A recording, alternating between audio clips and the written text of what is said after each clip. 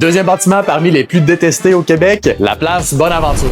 Mais avant, je t'invite à t'abonner pour plus de contenu sur l'architecture et le design. Inaugurée en 1967, juste à temps pour l'Expo 67, la place Bonaventure devait être un symbole absolu de modernité, un centre d'exposition, espaces commerciaux, bureaux. À l'époque, c'est tout simplement le plus grand bâtiment commercial au monde. Mais très vite, la controverse éclate, son style brutaliste, massif et sans compromis est mal reçu par les citoyens. Et honnêtement, on peut comprendre pourquoi. À hauteur d'homme, à partir de la rue, le bâtiment paraît fermé sur lui-même, austère, presque hostile. Il tourne le dos à la rue, au trottoir et aux piétons. Mais comme c'est souvent le cas avec l'architecture brutaliste, tout change une fois à l'intérieur. On y découvre des atriums lumineux, des jardins intérieurs, une ambiance calme et presque méditative, un contraste total avec sa façade. La place Bonaventure agit comme un véritable couvercle urbain construit au-dessus des rails ferroviaires. C'est un exploit technique et urbain pour l'époque. Détestée dès sa naissance, elle est aujourd'hui photographiée par les amateurs de brutalisme, étudiée dans les écoles d'architecture et citée comme exemple de mégastructures. Comme quoi, ce qu'on déteste aujourd'hui devient parfois le patrimoine de demain.